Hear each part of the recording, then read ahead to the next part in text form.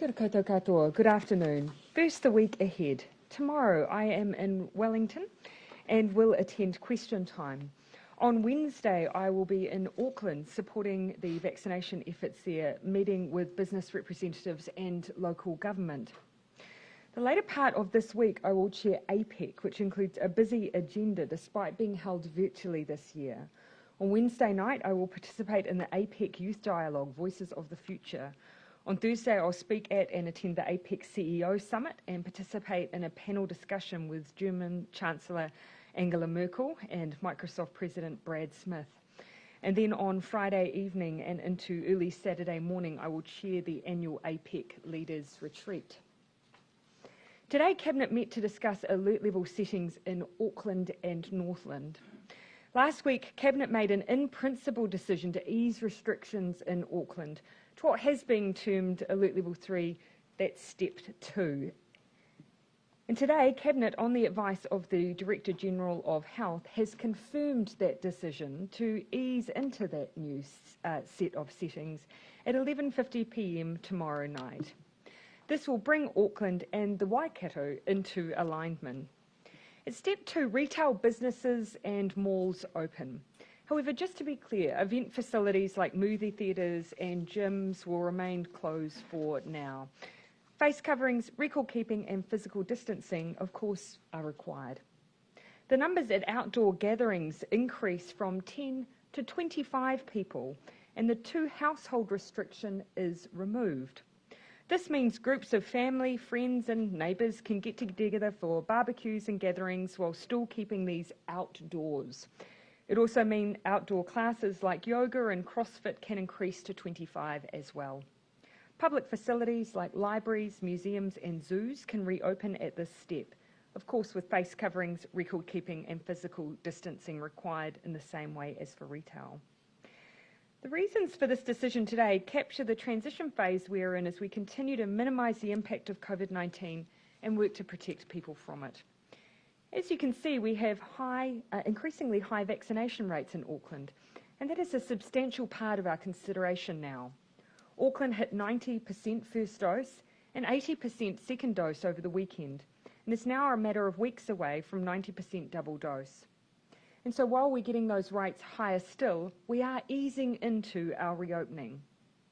The restrictions we've eased to date, we've done so because we know they are the safest ones. For example, evidence shows picnics outside have not led to an uptick in cases. And from barbecues, we have evidence of just 1 case. Indoor gatherings, which are not permitted now, nor when we move to Step 2, continue to be a major driver of spread. So keeping it outdoors reduces the risk and helps keep cases under control. We've also not seen significant cases in workplaces at the last set of restriction changes that we made, so opening retail with the appropriate public health measures in place should also be low risk.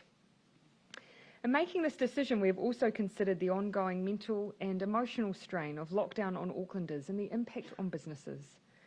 We do hope that this easing will relieve some of the pressure, and I again thank Aucklanders for the work that you're doing to keep the rest of the country safe. Cabinet will next make alert level decisions on Monday the 15th of November when the Waikato is due to be considered. But today I can also tell you that based on current projections, Auckland is on track to make 90% double vaccinated this month. Cabinet has a check-in on November the 29th. And based on Cabinet's discussion today, there is a strong expectation that Auckland will move into the COVID-19 protection framework following this November 29 check-in. This is based on all 3 DHBs having reached 90% first doses already, and the 29th of November representing 21 days or 3 weeks following the first dose milestone, allowing time for that 90% to be fully vaccinated. Moving to the new framework at that time will mean certainty for Auckland. It will mean all businesses can be open and operate. It means we will manage cases as safely as possible, but differently.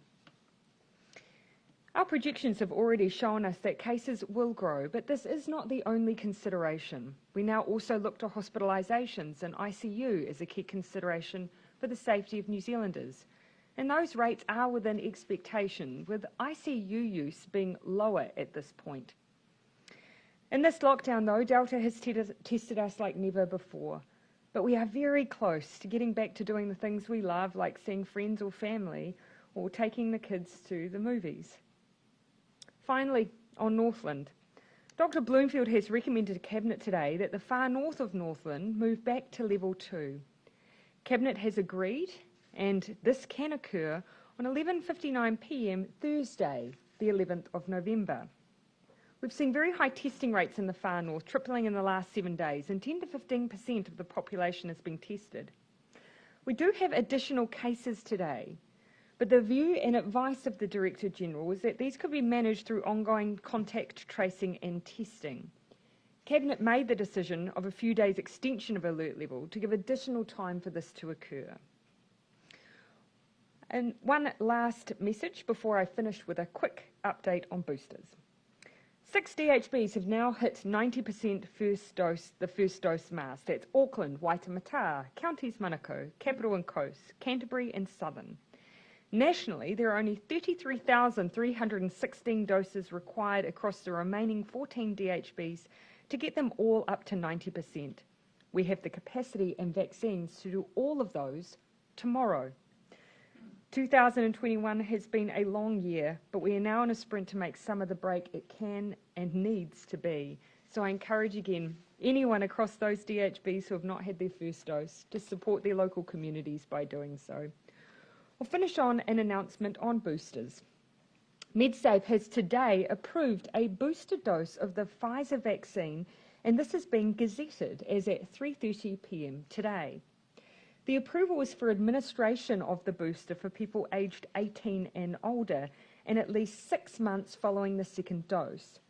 MedSafe's approval is the first step in the process. You'll remember that the next step is for the COVID-19 Technical Advisory Group and the Ministry of Health to provide advice to ministers to inform the use of booster doses, including the age limits and the interval between the second dose and a booster dose. We understand the health and border workforce are particularly concerned about whether or not they'll need a booster dose, and so we're obviously working towards a plan to provide that reassurance as soon as possible. Rest assured, though, we have the doses and the vaccinators to roll out as soon as our experts give us their final advice, which we don't believe will be too far away. We're now happy to take questions. Minister, will you bring forward that November the 29th check-in if Auckland hits double dose 90% sooner?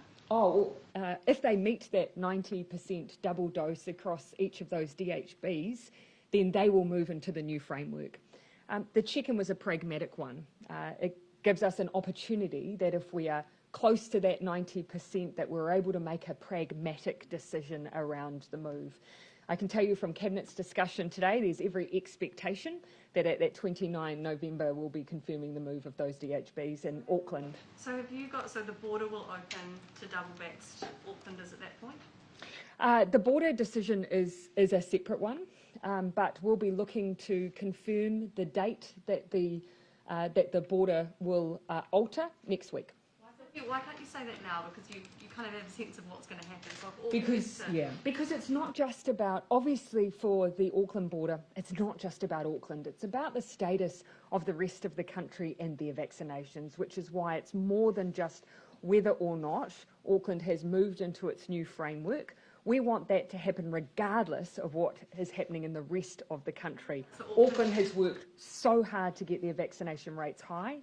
They deserve to be able to move as soon as they hit those targets, regardless of what's happening in the rest of the country. So is that your commitment that even if the rest of the country isn't at 90%, Aucklanders will be able to leave? Oh, we've already given that. I've already said that for the summer break and for Christmas, Aucklanders will be able to leave Auckland, regardless of what is happening around the rest of the country. We've already given that commitment. We cannot say that Auckland needs to stay within Auckland at a time of year where traditionally, of course, they've been reunited with families and friends.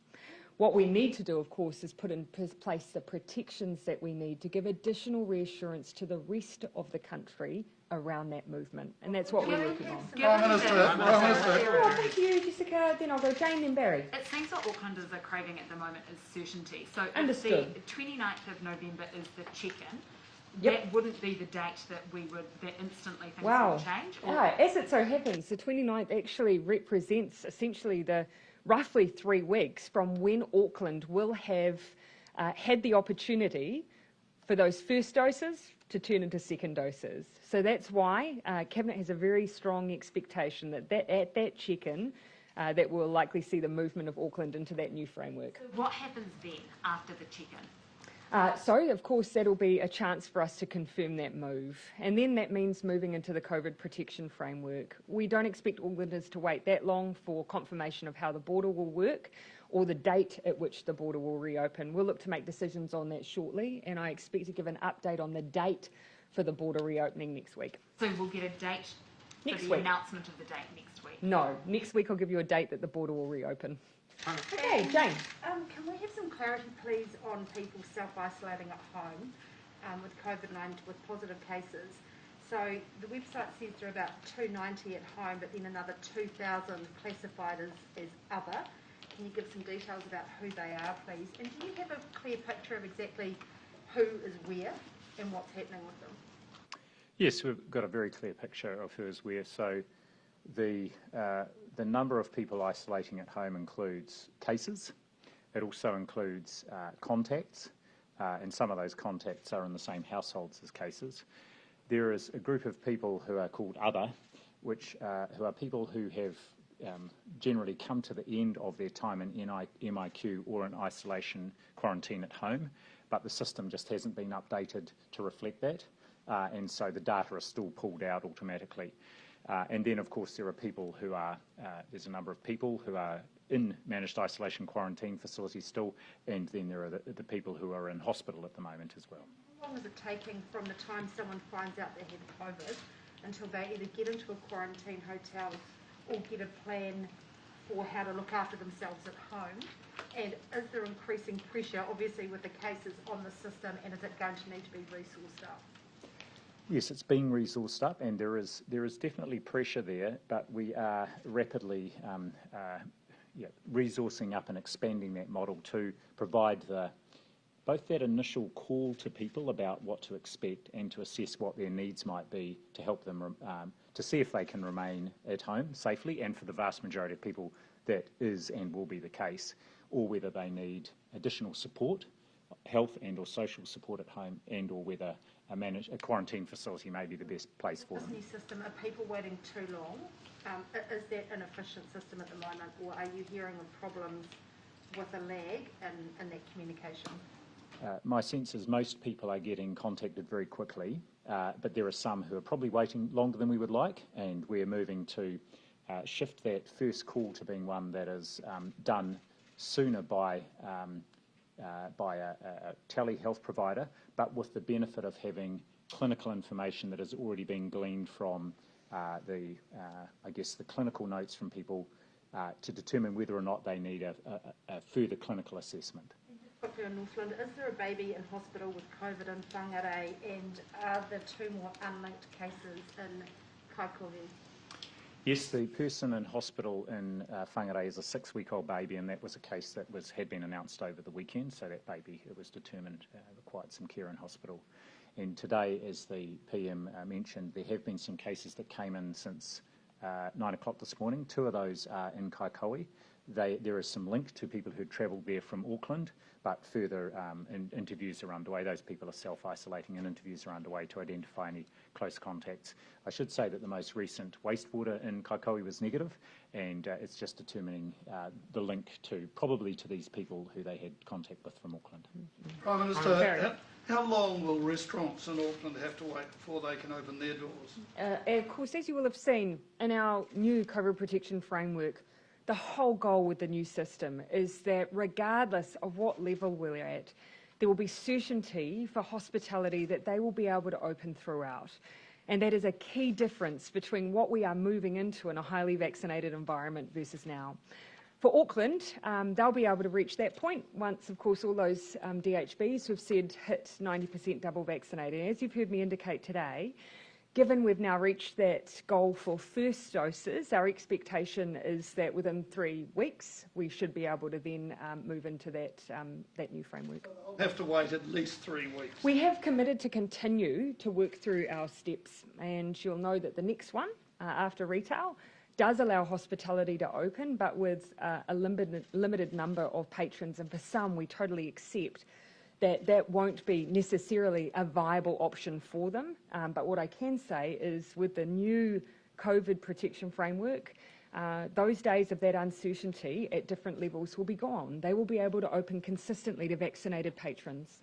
Has Cabinet given any consideration to al fresco dining, restaurants running al fresco dining? Yeah, so I have seen the calls for that. Of course, what we had tried to consider in an equitable way is the circumstances of all hospitality, because of course not everyone has the option of opening with al fresco dining or outdoors, and so we hadn't had a specific carve out solely for outdoors. That would be different to what we've considered before. I've seen the calls for it. There's nothing to stop Public Health giving us advice on that specifically.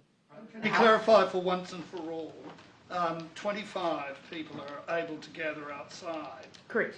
If they want to go to the loo inside? I've been totally consistent on this. No one should go inside. So I've always taken that view, and from what we've seen from cases, I think by and large people are really trying to conform to that. Bloomfield takes a different view, don't you, though? The key point is that the gatherings should be outside. They want to go to the loo. Well, I think sensible arrangements can be put in place to ensure there's no risk to others when people need to go to the loo. You can see as soon as we give advice around the margins, Barry, it quickly descends, and so we're keeping a very simple principle here. People should meet outside. Henry, and then Jason, then Joe. Check-in on Auckland. Sorry, what was that? For the end of the month check-in. You say you want to be pragmatic about getting to 90%. It's likely that Counties Manukau won't be at 90%. How are you saying that? Because of they'd have to speed up their current rate of second doses by quite a bit. And we've actually seen the opposite of that recently. I'm not going to write off counties.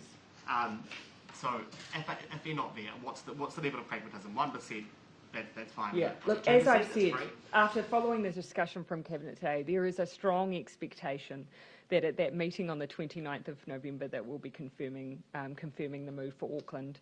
And my strong message to everyone who's had that first dose, mark it in your diaries, go and make sure that you get that you get your second dose. The vast majority will be eligible well before that date, because of course the vast majority had their first dose much earlier. There has been quite a lot. There has been some attrition, and generally saying people we're not doing it exactly in 3 weeks. So there has been some quite attrition. likely that you're not going to be at 90%? I'd be interested to see whether or not that's been the case in Auckland, because actually looking at where we're at now in Auckland, we have relied a bit on international evidence around the difference between first and second doses. I don't know if Dr. Bloomfield, you've got anything further to add on that? Yeah.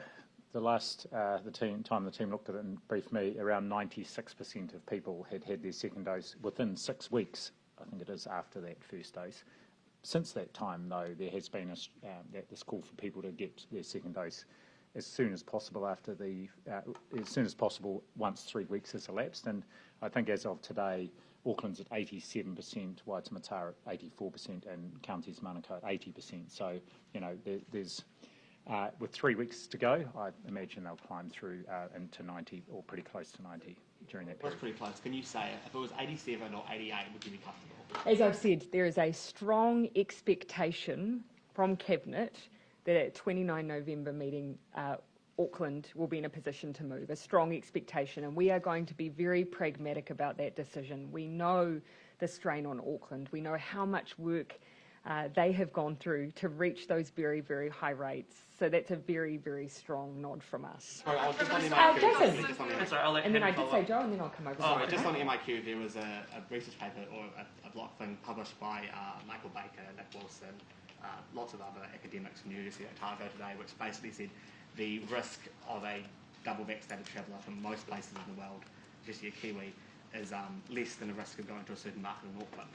They said that this made the current MIQ situation arbitrary and inconsistent, and recommended that double vaccinated travellers with free departure tests should be able to travel to Auckland freely if they're New Zealanders.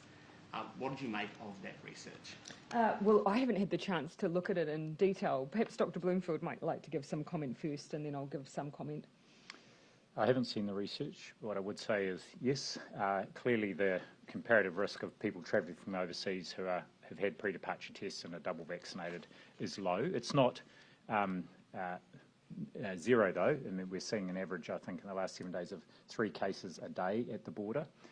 Whereas actually our data show that through the Auckland outbreak, the risk of getting COVID if you go to the supermarket has been 0. So actually there is still a slightly higher risk of people coming across the border, but there's no doubt that the risk profile is changing, and you'll have seen already some changes afoot to recognise that. Yeah, as I understand, some of the argument was that the rules should be relaxed for international travellers into Auckland, but tightened for those leaving Auckland for other parts of the country. So I think what we have to recognise is we've got one MIQ system operating across the board, and we are changing it. And that was the take home from me. As our situation in New Zealand changes, MIQ needs to change, and it is. Recommendation from lots of experts, of course, is though to still maintain some checks at the border, including, for instance, a period of isolation. Increasingly, though, it makes sense for that to be at home. That's why we're trialling self-isolation, and our expectation in the first quarter is to move into double vaccinated citizens being able to isolate at home. Right now it's arbitrary and consistent, and it doesn't actually meet kind of the border But test. I think what you might be misinterpreting, I don't think that they're saying there should be no measures at the border. What I've seen for the most part, people are arguing that there should be different forms of measures at the border, because when you see almost anyone who models what happens overall in outbreaks is if you have no measures at the border, then you do seed additional cases, and that causes your outbreaks to grow quite significantly. Even with self-isolation, there is some estimates that if you had 20,000 citizens, which is what some estimate will return once that ability to do so, the ability to self-isolate opens up, if you've got 20,000 citizens returning, that even with self-isolation, you'll have up to 20 cases a week being seeded in a community. But New Zealanders don't have some rights to return home. Of course, yeah, of course, which is why we are changing what we are doing. Your trip to Auckland on Wednesday, you've been around the country a fair bit last week, and you've been met by some stiff protest in various different parts of the country. Are you worried about receiving the same thing when you go back? I keep it in perspective, and though, Jason, I think, when you look at up north, I said 2, and then someone corrected me that there were 4. I, to be honest, didn't get quite the right, perhaps didn't manage to glance over during the press conference. But either way, between 2 and 4 individuals in Northland, and a group of individuals in Whanganui who, it's fair to say, I don't think it was universally was about COVID. There were a mixture of things in there, and to be honest, as someone in politics, I expect that from time to time I will have a range of views where people will come out and have their voices heard. Taking more security measures when you go up to Auckland? No more than usual, no. But I expect people to share their views, and that should be regardless of what a situation we're in. I expect people will do that, and the whole point of being in Auckland and talking to business representatives, visiting those vaccination centres, and engaging with others is to hear those views. Before I go to Joe and then Janae. Can you give any clarity around whether 72-hour pre-departure tests will be required for Aucklanders once they move into that traffic light system in terms of moving in and out of Auckland? There are some concerns about the pressures that will put on the system in order to get those pre-departure. Oh yeah, indeed, and so we have to factor in all of that. And so those are all of the issues that we're working through. Of course, we'll have the option of things like vaccination certificates. So the question for us is how we utilise those, and also the ability to use testing as well. So those are all things that we're getting advice on, and the advice has to be both from transport, from a legal position, and also health. No, we haven't confirmed that at this stage, keeping in mind that the estimates we have, and these may be on the low side, are between 30 to 40,000 people seeking to move at any given time. So you can imagine both the pressure at the boundary, but also, testing, and we have to ask ourselves whether or not that necessarily adds any greater reassurance than the vaccine certificates. The final thing I would say on this is actually no boundary is ever ironclad, and so we have to be really clear to the rest of New Zealand that And they know that, they've seen that. These are all in place to try and slow down what otherwise may occur, but nothing is going to be ironclad. And just lastly, can I ask, have you given any further consideration to moving, when Auckland hits 90% goes to traffic light, moving the rest of the country in to move that incentive for the unvaccinated? It's a good question, because actually when the COVID protection framework was designed, it was very much with the idea of helping to support ongoing vaccination, because you can see it uses vaccine certificates, which may give a further nudge to people who have not yet been vaccinated. The view of our experts was that they wanted, though, a high vaccination rate before communities move into the framework. But as we go, I think we will keep in the back of our minds whether or not the framework itself could actually help us continue with vaccines. About actually moving people sooner to incentivise those who aren't. I wouldn't call it sooner. You know, we want to keep driving for that 90%. That's the safest position to move into the new framework, because it uses different tools. It uses local lockdowns rather than generic ones. So we want a high rate of vaccine before we're moving into it. So what are you looking at then if you're not looking at moving soon? Well, I guess what I'm saying is that we're looking for, you know, an ongoing message around that 90%. We haven't changed that position, but we have been thinking about whether or not it might add some extra incentive as well. Yeah, so I just say come to Janae. So are you sort of walking back a little bit? No, not necessarily, no. But I'm just explaining actually the context in which this framework was designed, which was to have that added benefit. Again, just coming back to the fact that we always said we would review the status of every part of the country on the 29th of November. That hasn't changed. Okay, just from the, from the 29th of November, say Cabinet decides that Auckland will move to the new framework, how long will Auckland need to get ready for that framework to become operationalised? Could it be a week or 2 weeks, for example, from November 29? Oh, so do you, sorry, just to clarify your question, are you asking whether or not we think there needs to be a lead time? Yes, whether there might be a delay or whether Auckland will in fact move. Well, let me be very clear. As soon as all those DHBs hit 90%, then that would almost just become a straight move. But what we're recognising, of course, is that they've recently hit 90% first dose. It's not an unreasonable expectation that they hit 90% second dose by the 29th, but a strong view from Cabinet today, we have an expectation that thereafter that they're likely to move. Okay. Yeah, so just to be clear, for business owners and things, you know, they will have that November 29 date in their minds now. Yep. Should that be the date they have in their minds, or should, say, December 10 be the date they have in their mind, or sometime after November 29? We know the pressures in Auckland, and we'll be looking to move as quickly as we can, and we'll be pragmatic about it. Tell us about the returnee. Sorry, now I'll come back to you, Ben.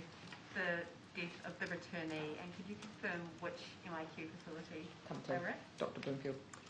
I can't give you any more information about the death of the returnee other than what's been reported, that this person died this morning, sadly, and there's obviously an investigation underway as to what the cause of death was, and I don't have at my fingertips the actual facility the person was in. I should say that they were receiving attention and care from the medical team at the time that they passed. I believe it was the Crown Plaza. Crown Plaza, here we are. We've just passed the first vaccine mandate deadline for prison workers. Teachers only have 1 week left to get their first dose.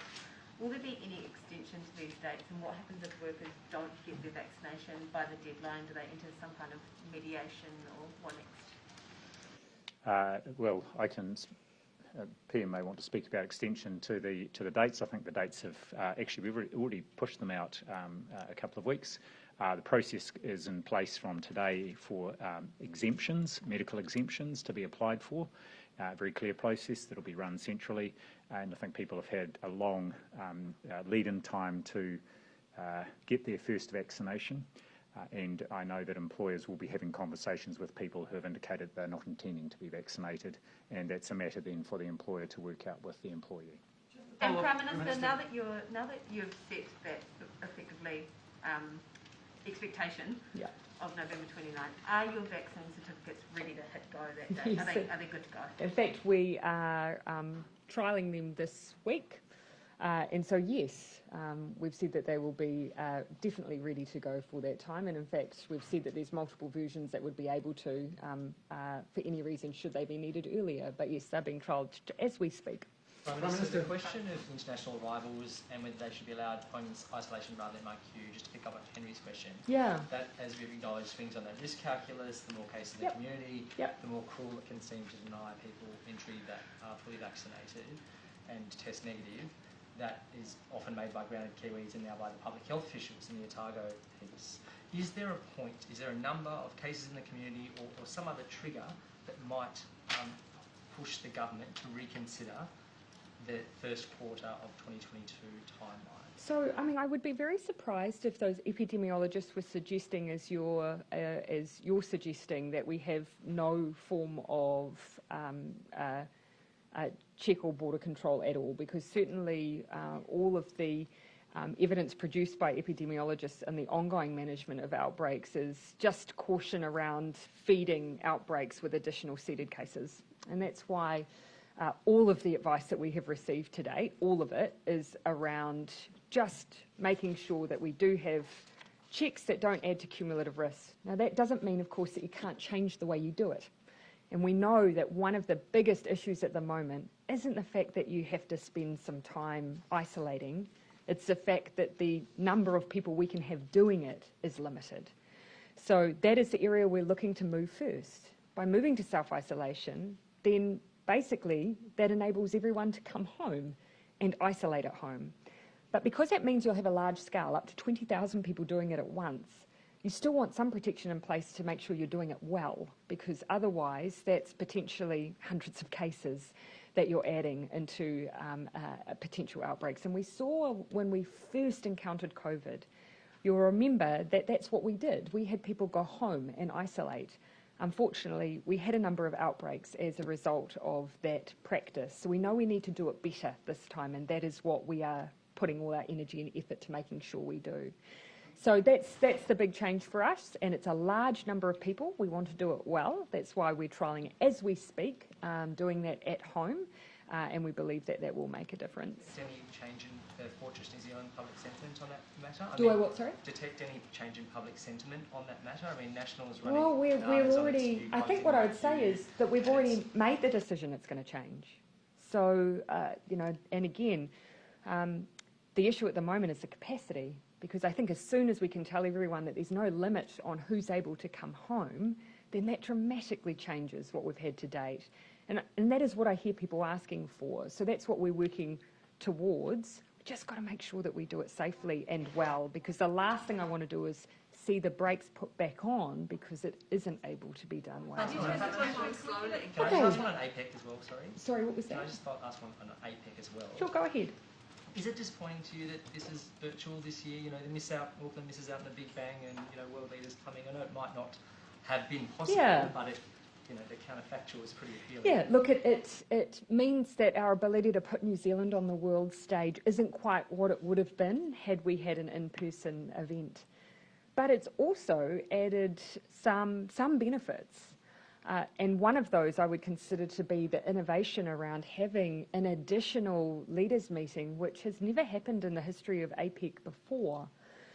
So that means that we have been able to canvass and implement changes that have been material to the way that goods particularly, and even vaccinations, move around our part of the world. And I think that's made been a material benefit for APEC economies.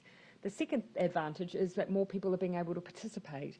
And so for those business events, youth events that are all part of APEC, I think that that's a positive. This is for Dr. Bloomfield from my colleague, please. The Ministry of Health has reworked the vaccine exemption process, adding in the government as a safeguard. Was this in response to bogus exemption? I'm not sure we've added the government as a safeguard. There was certainly a lot of activity based on the first version of the order, which was prepared quickly, because it was interpreted that any practitioner could provide an exemption for somebody, and there were plenty of stories, some in the media, about that process happening. And so off the back of that, and actually at the request of professionals, including some of the professional bodies whose members were coming under a lot of pressure from members of the public, we decided to move this to a centralised process, given that, again, the number of exemptions will be very small. And so that's why we tightened that process and centralised. Exemptions have there been so far? None so far, because no legitimate ones so far, because the process has just been publicised today. Can we get a breakdown of the people currently in hospital and their vaccination status? Yes, actually, I'd asked for that from my team. I'm not sure if I've got it, but I'll have a look through perhaps while the next question's been asked. If I get it, I'll let you know. Do you have a second question? Yeah, just on whānau order, the Ministry of Health has again declined to share individual Māori vaccination data. For the whole of the North Island, but are working through other provisions around sharing of information, Well, what's being done now to help the agencies provide? Is anything being done to help the agencies providers? I feel self-conscious answering on behalf of the Ministry of Health when the Director General can, so thus ruining the point of me picking up a question. But Dr. Bloomfield, would you like to speak to the whānau order decision? I will, and sorry, I haven't got those data on vaccinations. Let me do latest, that. So PM could perhaps get that. Yes, we've reached out today, and because the decision around the release of the data was just after careful reconsideration, as we were asked to by the judge, taking into account an evidence-based approach, tikanga and te tiriti, and discussing with a range of stakeholder groups, including iwi and other Māori stakeholder groups. The decision was not to provide all the data for all Māori in the North Island who were unvaccinated or who had had one vaccine, but to work with the agency and its, with the whānau ora commissioning agency and its providers to release data, including where it was helpful, individual level data at a local level to support efforts. So we've reached out to the agency today and are getting in place a meeting for tomorrow to work out how we can do that, starting in Tamaki Makaurau and Kirikiriroa. Other areas that you'll focus on, will you provide individual data for places like Northland and Tairāwhiti? I should say that we are already providing very small area mesh block level data for a range of Māori and non-Māori providers, but particularly Māori providers around the motu, and that includes in Northland. And we've had requests from other agencies and from other groups, including iwi, to provide individual level data for their rohi, and we're processing those. I've got to look at Wi-Fi. Sorry, just following up on that one. In the letter that you wrote, John Tamihere, it said the Crown must recognise and uphold mana and rangatiratanga of distinct groups across the motu. Firstly, what's your understanding of mana and rangatiratanga, and how does the decision to not be forefront with that information uphold the mana and rangatiratanga of the vulnerable communities that the DHB and MOH hasn't reached? It's not all iwi wanted their data released. Yes, so this just went to the discussions we had with a range of groups, in particular iwi. And that was, I guess, the reference to rangatiratanga. And some of them, not all, but some had a very strong view about not wanting the data released of their iwi members in toto, because they felt that that would potentially compromise the relationship between their iwi and the Crown, actually. So we had a range of views, and we tried to find a balanced way through the middle here. And again, the invitation was extended, and I spoke directly with Mr. Tamihere on Friday night. She recorded the conversation, so it'll be out there somewhere, and emphasised that the invitation was there to work with them and other Māori organisations to make sure that they had the data they needed to achieve what we collectively aspire to, which is the highest possible vaccination rates for Māori. And just on that, Prime Minister, right now, on Friday, Māori made up over 1,000 of the active cases in this outbreak. There's only a week after Auckland moved from 4 to 3, Māori made up more than the Pākehā, the Middle Eastern combined of cases. And don't you think that moving these alert levels around like this just toys with more Māori case numbers? No, So it doesn't it? No, I disagree. Of course, we have had to make decisions previously around the easing of restrictions without vaccinations, and now we have vaccinations, and the vaccination rates in Auckland are higher than we see in the national average. For our over 65s, you know, my recollection is that it's 90+% are vaccinated. So we will have cases in New Zealand now. The question for us is, are we doing everything we can to reach everyone we can to make sure that they are protected and safe? And that is what we are doing across the country, and that is what we will continue to do. But at the same time, we are easing in areas that are the least risk. So where we are seeing cases at the moment is actually not in the areas predominantly that we are easing. It is in those things that continue to be against the rules, so household gatherings and so on. Yes, sorry, I did say I'd go to Jane, yeah. I was just going to check if we can get that vaccination data, please, for the hospitalisations. Still working on that one for you. We'll send it out straight afterwards. So we'll give the vaccination rates for including fully and partially and unvaccinated for hospitalisation and for our cases. And I should say that as we expected, and we've seen this right through, that the proportion of cases and hospitalisations who are vaccinated will slowly increase as the vaccination rate goes up, and at least one publication had a very good explanation last week of why that is, but we can also provide some explanation of that too. Yeah. Sorry, I will just make sure I haven't got everyone, and then I'll come back to you. I'll come to Bernard and then Mark and then Michael. Prime Minister, back to you, Toba. Firstly, on the decision next week about the boundaries around Auckland. So we'll give a date next week. Yeah. You've said it's about Aucklanders leaving. Will you also be saying what the rules are for people coming into Auckland or through? Which is a much more straightforward proposition, but yes. And secondly, no. Secondly, could you say, or perhaps Dr. Bloomfield say, what are the upper limits for hospitalisations, particularly in Auckland now that we're 81, where you have to perhaps tighten up to stop the system being overwhelmed? Dr. Bloomfield, perhaps we could include in that some of the discussion we've had about what's within that number as well, because it's interesting, not all are admissions. Mm-hmm. So I guess what we're looking at is hospitalisations, including ICU usage, but also the whole system, the public health end of the system and that care in the community part of the system. In terms of the hospitalisation, certainly the current level is well within the numbers that the DHBs can cope with, and the modelling which goes up to, which we showed here, perhaps on the screen here a week or two back, suggested even at around 200 cases a day and a proportion of people that were hospitalised, that was within the scope of the system.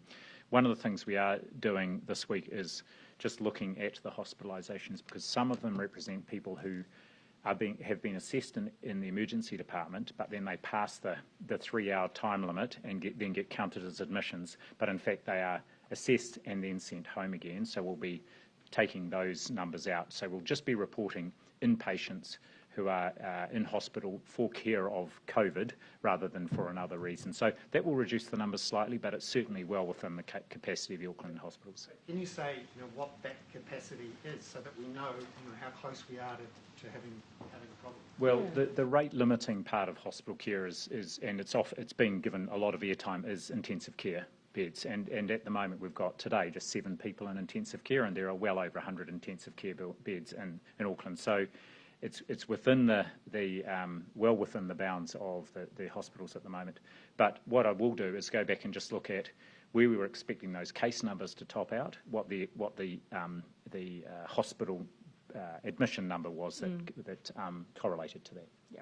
Just one thing, Prime Minister. And we have ongoing confidence in that as well. Just on the announcement on the weekend about child family tax credits, could you say whether Cabinet considered an earlier payment than April, and whether it considered completing all of the Welfare Advisory Group increase in payments, the 500 million extra, which was... Not as part of this discussion. And of course, actually there are limits to the timeframes for which these things can be implemented because of the systems that we use for payment. So they often require long lead times to make adjustments to payments, which is why we had to make the decision by November in order to be able to ensure that they could occur in April. And that's simply because of the systems that we use with IRD. Why is it so hard to...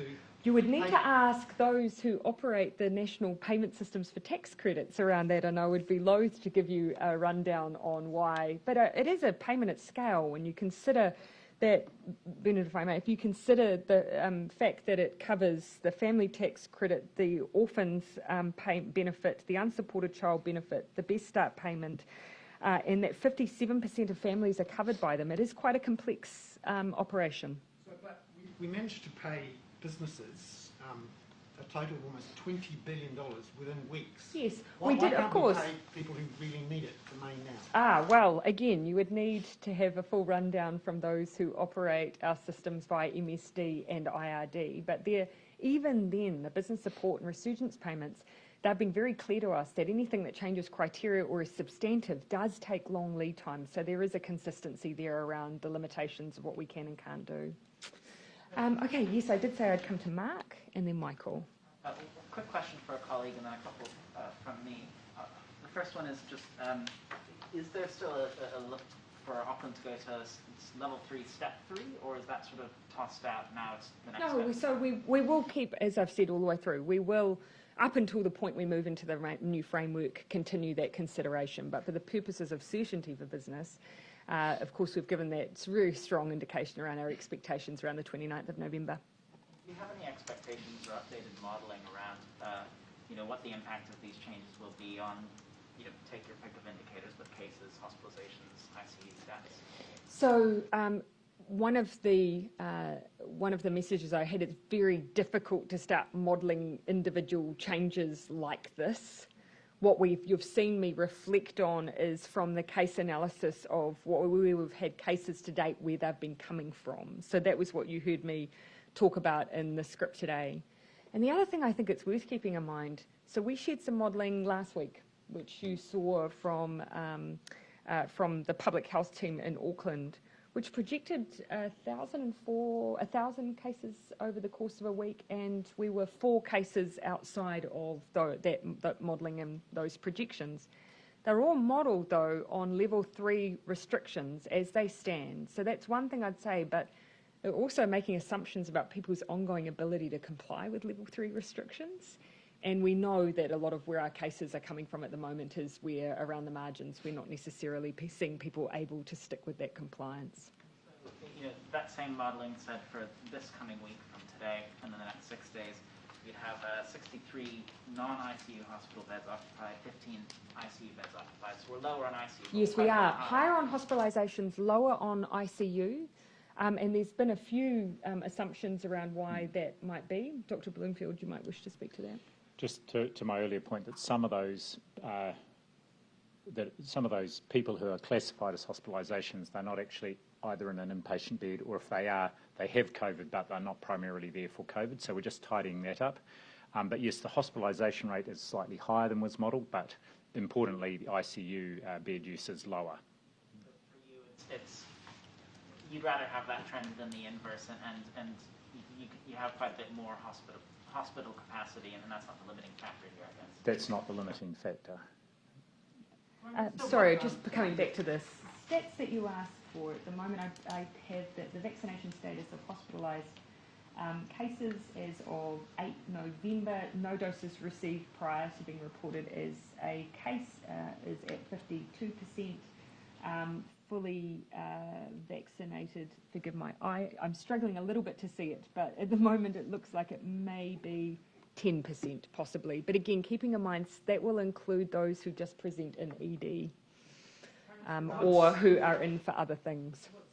We'll give you the breakdown, and I should add that we are looking to do regular reporting on these numbers, but we're trying to just make sure that when we release them, we've done that data cleanse that we've been talking about today, so you can have a bit more assurance around who is actually hospitalised versus who just presents at ED. Just based on Michael. What you just said about the modelling, so are you expecting the case numbers and hospitalisations to go higher in that modelling as a result of this move? Not generally, we are expecting cases to increase. So as a general, and we've said this all the way through, we are expecting cases to continue to rise. We are at an R value between 1.2 and 1.3, which tells us that they will continue to rise. And we have tracked along as has been predicted based on that. The view of public health seems to suggest that they don't believe necessarily that these changes will be a significant contributor. What they may do is increase movements, though. So the more people who are going to go and work in retail, they may more movements as a result. There are side effects of some of these changes, but again, the view is that it won't be materially significant. Having said all of that, though, we do need to look just beyond cases now in Auckland as we have higher vaccination rates. Sorry, I did say that I would come back to Toba. Did you want to pick up? No, okay. Rukawai, and then I'm going to finish with Janae.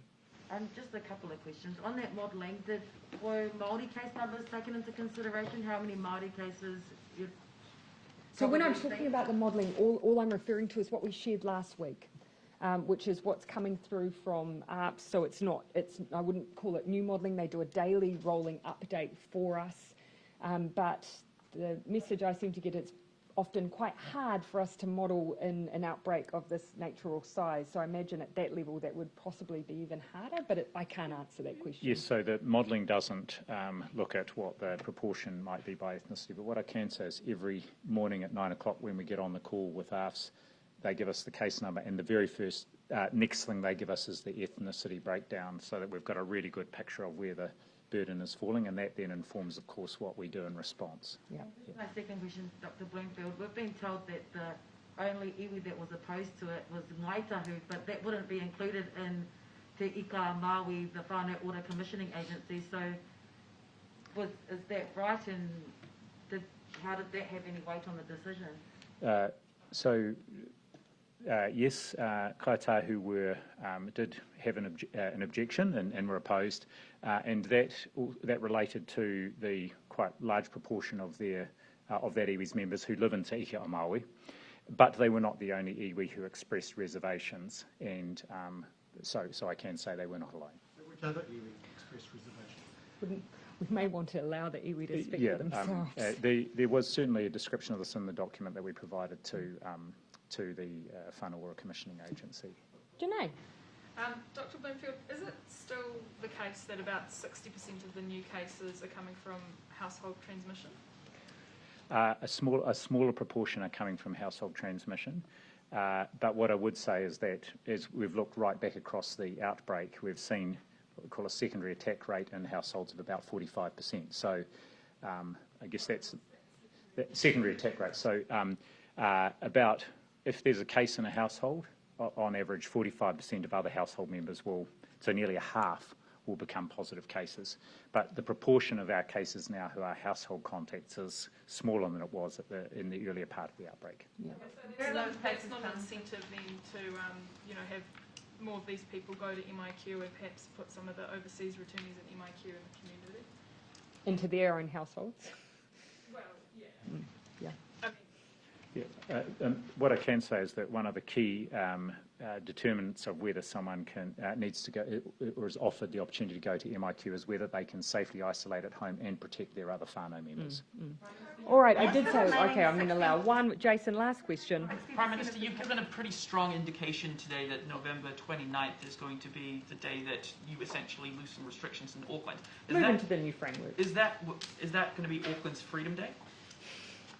I'm sure people will call the shift into the new COVID protection framework a number of things. That's for them. But what is very clear from this new framework, and this is for a message for the entire country, is that moving into it does create much greater certainty for business than they have now, and much greater certainty for New Zealanders.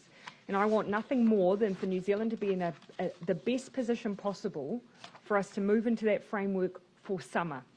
Because otherwise we run the risk of having lower vaccine rates and therefore more likely to have to use restrictions and lockdowns, and we don't want that. So get vaccinated, move into that new framework, more certainty, and of course we hope fewer lockdowns. Thanks everyone. I even went back to you for